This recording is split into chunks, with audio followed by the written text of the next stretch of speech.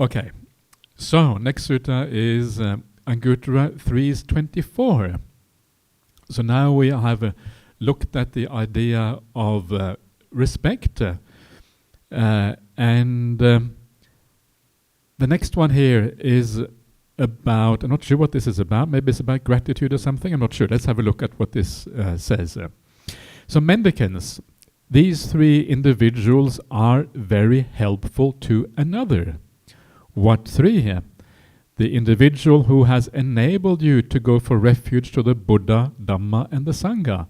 This individual is very helpful to another.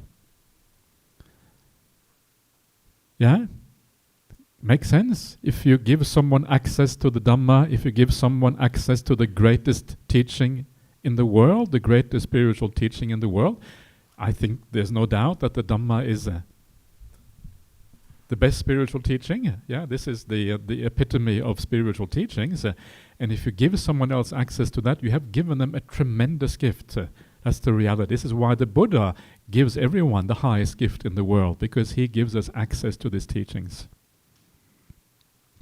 Furthermore, the individual who has enabled you to truly understand this is suffering, this is the origin of suffering, this is the cessation of suffering, this is the practice that leads to the cessation of suffering, this individual is very helpful to another. This means that you become a stream enterer. Yeah, this is what it means to fully understand this. So if you make someone a stream winner or a stream enterer, it means that you have helped them to make an end of suffering. Yeah, and that, again, this is obviously the highest gift you can give anyone. First of all, the highest gift is to give them access to the Dhamma. The second one then is to enable them to make an end of all suffering. Yeah, they are on that path. There's no turning back anymore. You have enabled them to see the highest truth, the highest reality. And that's kind of an extraordinary gift to give to somebody. Furthermore, the individual who has enabled you to realize the undefiled freedom of the heart and freedom by wisdom in this very life, and live having realized it with your own insight due to the ending of the defilements, this individual is very helpful to another. These are the three individuals who are very helpful to another individual. So this is becoming an arahant. So that someone who helps you become an arahant is very helpful to you. So the Buddha is always very understated. He says very helpful. In fact, these are the most helpful people. Yeah, there is no one more helpful than this. This is the height of helpfulness. Because you have given people access to the meaning of life, to the highest kind of happiness. Any other teacher is like secondary. The highest teacher gives you the highest insight, the highest wisdom, the highest knowledge. And this is what these individuals do. And once you understand that, you will have some gratitude, yeah? And so this is where kind of the idea of gratitude comes in. I think that is why I have it here. Let's have a quick look at this little verse again. So verse 7, yeah? Respect and humility, contentment and gratitude. So that's probably why I have it there. So that's, not entirely sure now. So let us, that kind of makes sense, I'm sure, so let's move on. The next one is called stuck up. This is Bhante Sujato translation. And this is at Savati. Stuck up means like arrogant, right? Or, conceited. That's kind of the idea of being stuck up in the English language. And I think this, the name of this person was Mānatthaddhasutta, something like that. And it basically means someone who is arrogant or conceited or something like that. That's kind of the idea. So that was his name. Wow. The mother says, your name shall be arrogant. So again, I don't think it was his real name. I think it was his nickname, right? He had a nickname. He was so arrogant, he became nicknamed Mr. Stuck Up. At Savati. Now at that time, a Brahmin called Stuck Up was residing in Savati. He didn't bow to his mother or father, his teacher or his oldest brother. Now at that time, the Buddha was teaching Dhamma, surrounded by a large assembly. if you read this as a Westerner, it's kind of weird. Of course he didn't bow to his mother and father or teacher or whoever. No one does that in the Western world. Yeah, this is not part of how our societies are. However, in Buddhist culture and in many Asian cultures, this is exactly what you do. Yeah, I don't know what you do. Do that in Malaysia as well? No, don't bow to your mom and dad. Okay, but I know in Thailand they often do that. Is that correct, Venerable Punsirivara? Yes, it is correct. Yeah, so sometime, and also in Sri Lanka, they do the same thing. Sri Lanka told me that. You bow down to your mother and father. Your teacher, sure. Your oldest brother, I'm not so sure about that one. But anyway, really? The elder as well? Yeah, okay. Wow. Yeah. They have been reading the suttas and they are practicing accordingly. Yeah. That's kind of cool, isn't it? Obviously, they have it from the Dhamma. Yeah, they are Dhamma practitioners. So that's great. All West. I don't. No, that is not true, and that is not.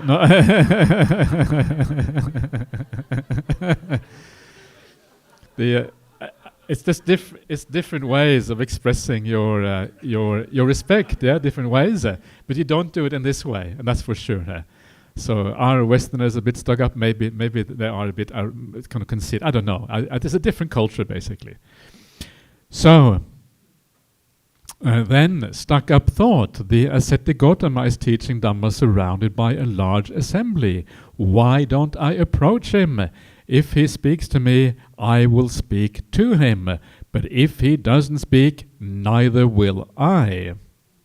So he is a bit kind of arrogant. Yeah, I'm not going to be the first one to speak. If he wants to speak to me because I'm important, then he will have to speak first.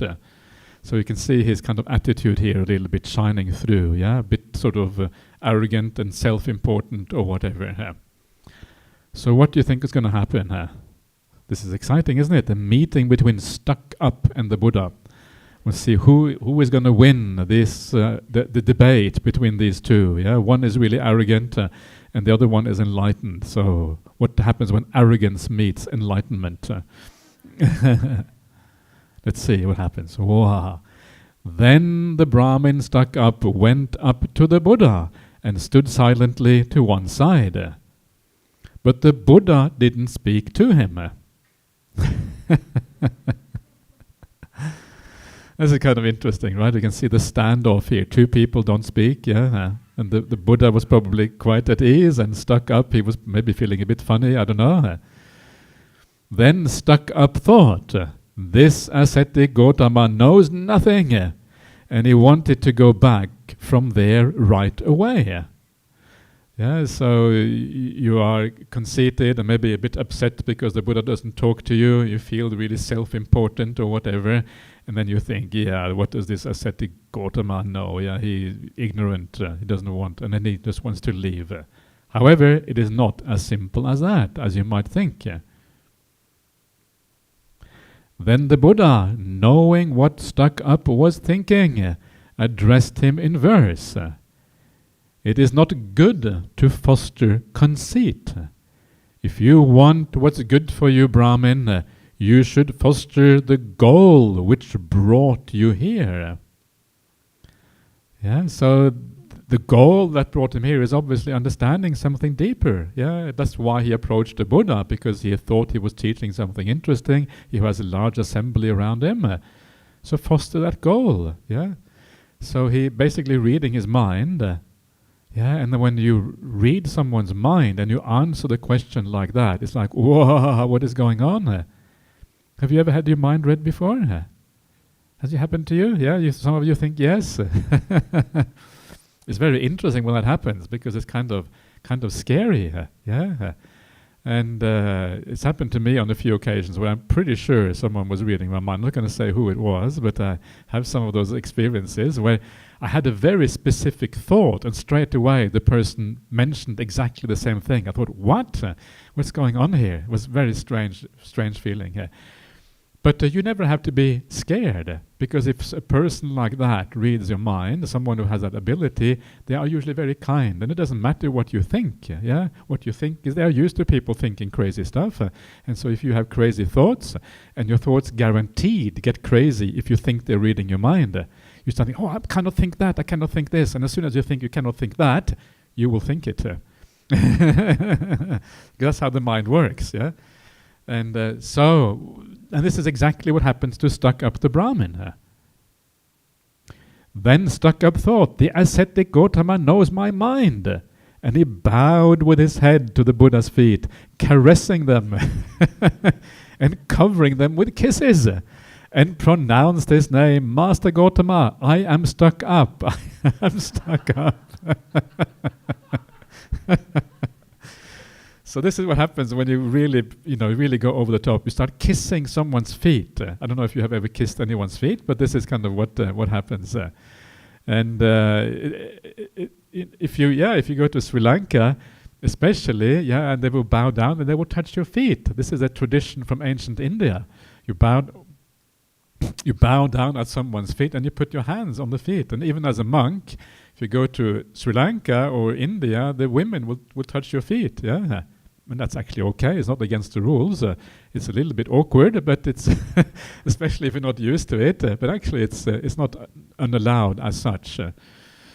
So he is obviously kind of impressed by the Buddha, reading his mind, and so he kind of says his name, Mānatthaddhasutta, whatever it is.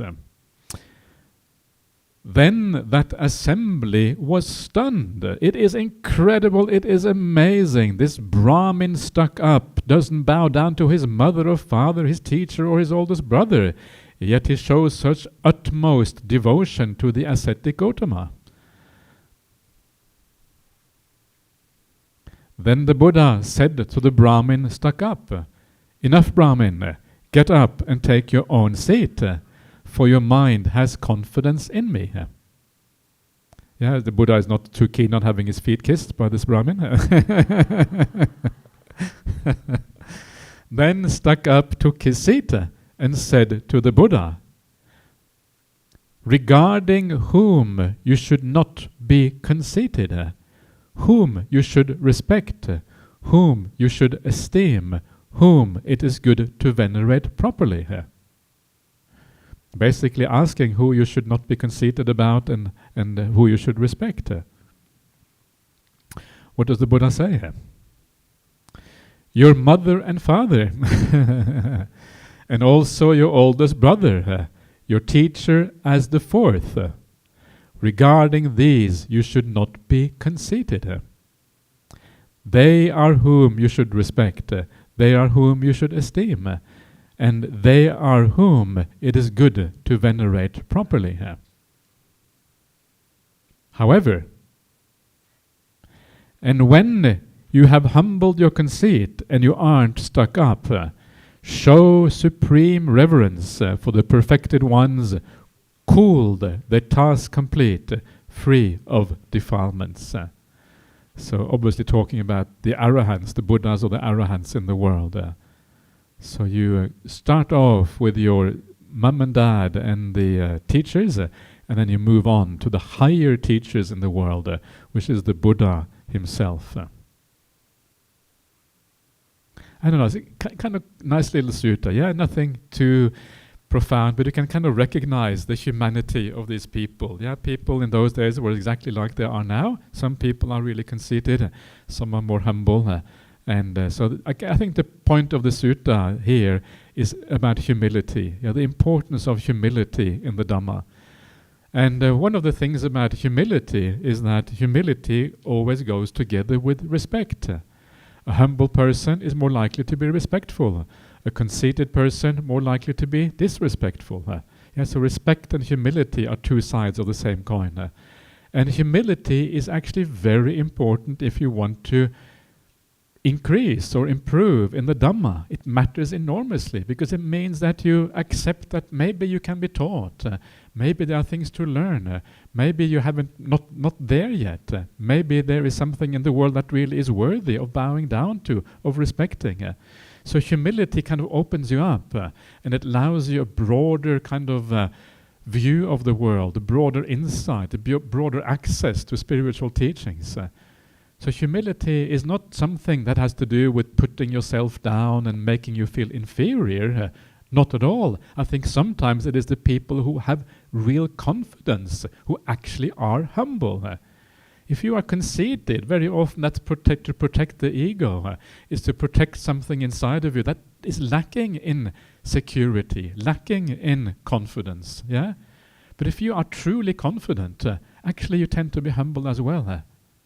That's kind of the weird thing here. Humility does not mean a lack of confidence. And you see some of the people in the world who really have gone a long way on the path. I mean, my teacher, Ajahn Brahm, he's also a very humble person. That is what is so impressive about him. When he's with the other monks, he often just sits there. He doesn't even, he kind of looks at what's going on. You never get the feeling of an ego when you're with Ajahn Brahm. You get a feeling of someone who almost disappears. They kind of disappear into the woodwork. They become part of the furniture. Very, very humble, but also very confident, Ajahn Brahm. It's a weird combination, humbleness, humility and confidence coming together. It's a kind of strange and beautiful combination in the world.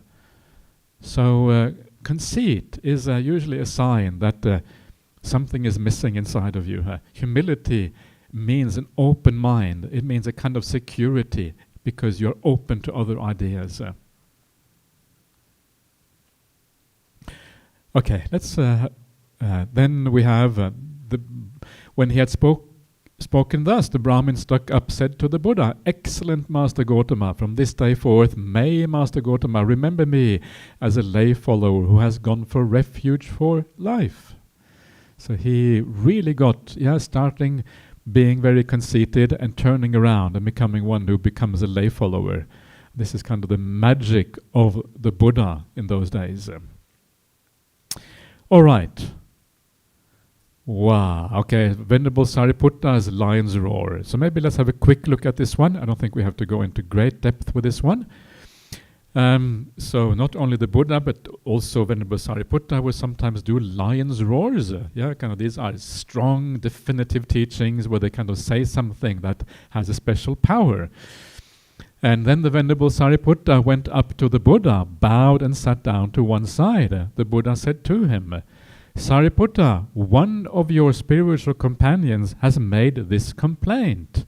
Venerable Sariputta attacked me and left without saying sorry." Oh, okay, so this is interesting, right? So what's going to happen now? How can someone say that about Venerable Sariputta, one of the great arahants at the time of the Buddha? So let's see what Venerable Sariputta has to say for himself.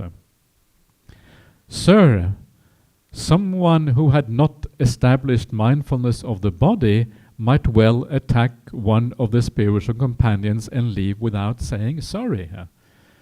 Mindfulness of the body, basically mindfulness of what's happening now. Mindfulness of the body can mean just present awareness. It can mean the breath, it can mean the physical posture, all of these kind of things. And obviously, Venerable Sariputta has perfect mindfulness. He's an arahant, and so that would not happen. That's what he's basically saying here. That would not happen to someone like me. But then he says something more. "Suppose an outcast boy or girl, holding a pot and clad in rags, were to enter a town or village. They would enter with a humble mind." If you are an outcast boy or girl, if you have ever been to India and you know what it's like to be an outcast, people look down upon the outcasts. They treat them with contempt. And it's kind of terrible to watch because it's actually very inhumane sometimes what you see in these, where there is these massive differences in social standing. And so these people, because they've been treated with so badly, very often they will be when they go into the village and town, they will feel almost scared of other people. And they will be very humble because of that. But a kind of bad humility, a humility that comes from being downtrodden, being oppressed, being treated badly by the world around. This is not the kind of humility we really want. But still, they have a mind that is kind of low. They're not conceited. It's the anti-conceit. And then when the Sariputta says, "In the same way, I live with a heart like an outcast boy or girl." he's just really, really humble. This is the greatest arahant in the world. Someone on the one hand who roars a lion's roar, who speaks to large assemblies and obviously is very confident. At the same time, he has this mind that is very low and very humble. It's kind of extraordinary, Venerable Sariputta. But then he adds, even though he has that humility, he has the mind that is abundant, expansive, limitless, and free of enmity and ill will. So it's not just an ordinary humility, it is a humility that is imbued with all of these really profound qualities. These are the qualities you expect of someone who is practicing metta and compassion in the deepest possible way. This is someone who has access to the deepest kind of samadhi. Yeah, so you are humble, and yet you are incredibly powerful. Yeah, and this is what is so interesting about this. Yeah, the most powerful people in the world, in this case, are also the most humble ones. And this is what is this extraordinary, unusual mix of qualities that you don't normally see in a worldly setting, but you see it in the Dhamma. Humility and power coming together, humility and confidence coming together, all of these things being mixed up in the same person. Someone who had not established mindfulness of the body might well attack one of the spiritual companions and leaving without saying sorry, but that is not Venerable Sariputta. So there you are. So that is the that little sutta, which again is about humility. Yeah, the importance of humility, and just being aware that the greatest people in the world, the ones who are truly great, yeah, not modern politicians or whatever, yeah, they are often not having these kind of qualities. They are powerful and often not humble.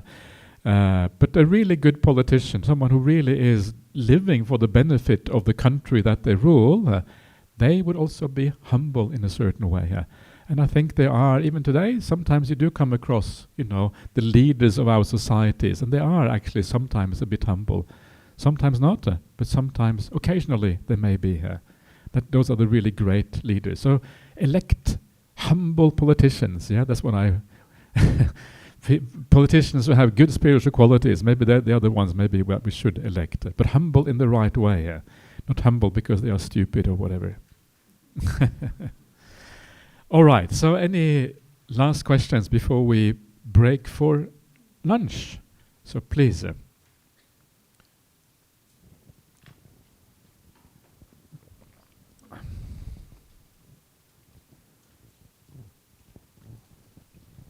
Yeah, Ajahn. Just now the training, is it referring to the Vinaya? Respect for the training. The Pali word is Sikha. Sikha. There's two words for training in Pali. One is Vinaya, one is Sikha. And they both mean training. And so the main meaning of the word Vinaya is training, and then later on, it then becomes the meaning. Later on, becomes the Pitaka, the Vinaya Pitaka. Later on, yeah. So it starts off training, because training means the practical application of the Dhamma. You practice like theory and practice, and the Vinaya then becomes, the standardized way of practicing the Dhamma, and so that becomes like the training in a sense. But originally, it just meant the training in general, like the gradual training, and the keeping the precepts and practicing meditation or whatever. Yeah. Thank you.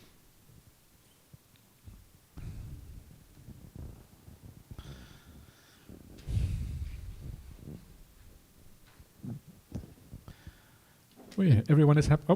Niwern, please. Ajahn, at the end of the sutta, I just reading not what you've shown, but at the end of the sutta it says, then the Buddha said to Venerable Sariputta, Sariputta, forgive that futile man before his heads explode into 7 pieces right there. Yeah. Is it just an expression, or is it very literal? His head's going to split into... It is a standard expression. I think that expression comes from the culture. I think if you read the Vedas, they have a similar expression in the Vedas. It was part of Indian culture that if you did something good, your head would explode. And it may be that it is meant metaphorically or like a simile. Yeah, your head exploded may mean that you just have a really bad future. Yeah, if you don't forgive her. That you may end up being reborn in some terrible place, or you may get a very bad headache or something. You can imagine you get a bad headache if your head explodes. Yeah. So it may be metaphorical. So it's hard because it's hard to imagine someone's head actually exploding. So I'm not so sure about that. So I think that would be my guess. That it has some sort of cultural significance. The thing is also, you notice, why 7 pieces? Yeah, why not 6 pieces?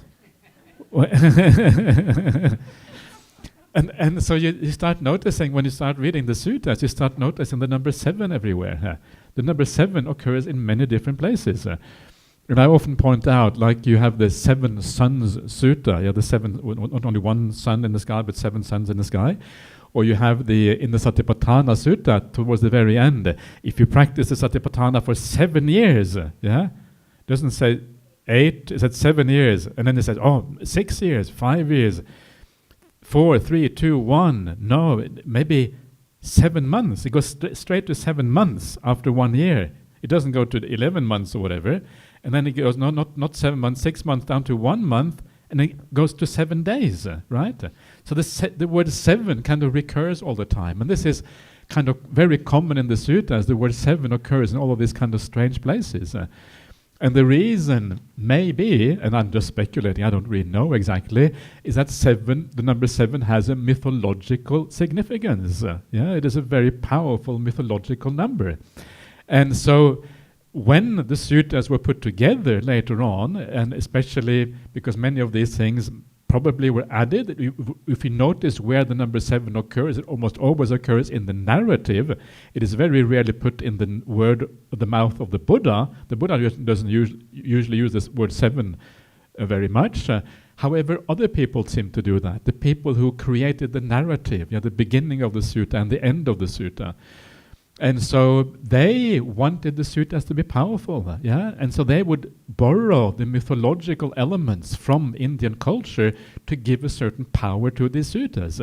And so they would use these elements to kind of give extra credence or whatever, And that is also where you find things like all the psychic powers, the Buddha flying through the air, this kind of thing. You usually find it in the narrative sections of the suttas. People wanted to give more power to the suttas. In the way they thought that this was powerful, but the Buddha doesn't seem to use it. So for the Buddha, he wasn't so interested in mythological elements, obviously, but later generations were, because they wanted to persuade others, and others often become persuaded through these mythological elements. If you go around the Buddhist world today, people love to tell stories about psychic powers. The monks flying through the air and diving into the earth and reading your minds. We love these stories, And even when I said before about someone reading my mind, it's like people are interested in that straight away, because it is kind of cool, right? You got to admit, it is kind of interesting. It's because it is something beyond the ordinary. But the problem is that with all of these psychic powers, at the end of the day, it's just a bit of entertainment. It doesn't really do anything to you. It's just you see it and you think, wow. And then afterwards it doesn't change anything basically at all. It's like seeing a magic trick. It's like seeing some of these magicians doing weird stuff. It doesn't actually change anything. You think it's going to be useful. Actually, it is not very useful at all. The Buddha himself says that he detests and abhors these psychic powers. He doesn't like them. Because basically they don't do anything. They're not really productive and not very helpful. Is that what you were asking, Niwan? Or okay, happy enough? Good. The sevenfold path. Aha, so you you reckon that's more powerful. Great. 7 factors of enlightenment. But Anyway, let's call it a morning and let's have a nice lunch together, and we'll see you back again at 1 o'clock.